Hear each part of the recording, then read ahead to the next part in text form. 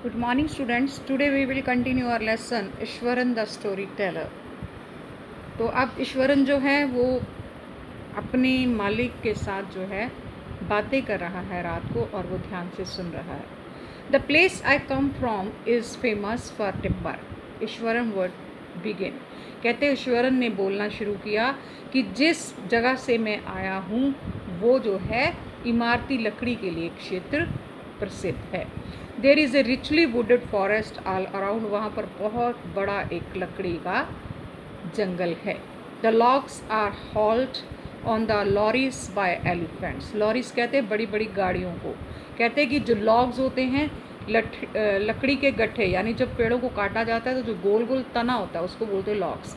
कहते हैं कि जो बड़ी बड़ी गाड़ियाँ हैं उनके ऊपर उन गट्ठों के लकड़ी को लाद कर हाथियों के द्वारा खींचा जाता है। They are huge well fed beast.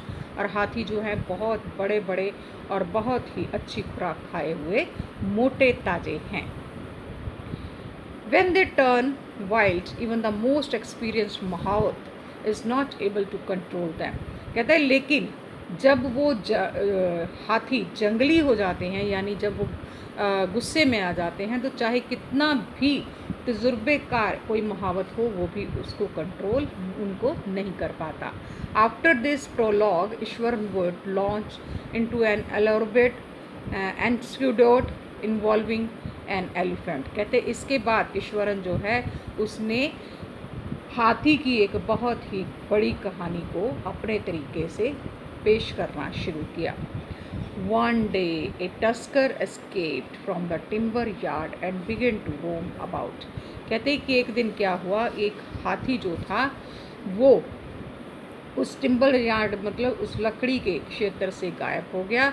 And began to roam about, और वहाँ से क्या चला गया, इधर उधर घूमना शुरू हो गया। स्टैम्पिंग ऑन बुशेस, जो झाड़ियाँ थी उनके ऊपर कदम रखता हुआ। टेयरिंग अप वाइल्ड क्रीपर्स, जंगली बेलों को तोड़ता हुआ।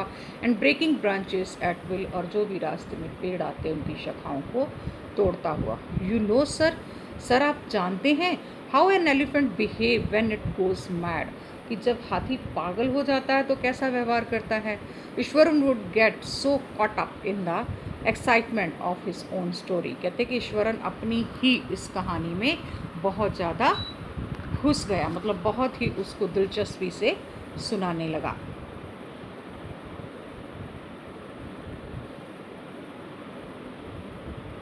That he would get up from the floor and jump about, कि वो जब फर्श पे बैठ के कहानी सुना रहा था तो इतना उत्तेजित हो गया कि फर्श से खड़ा हो गया और कूदने लगा। Stamping his feet in emulation of the mad elephant, और अपने पैरों को उस पागल हाथी की तरह थपथपाने लगा। The elephant reach the the elephant reach the outskirts of a town. हाथी जो था हमारे शहर की बाहरी दिशा में पहुंचा।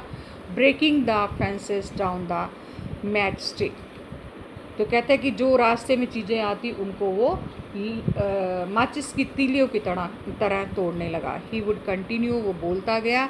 It came into the main road, वो मेन रोड के ऊपर आ गया। And smash all the stalls selling fruits mud pots and clothes, और जितने भी सड़कों के ऊपर या बाज़ार के ऊपर जैसे लगे होते हैं ना स्टॉल्स या रेडियो वगैरह, तो उन सब को वो मसलने लगा।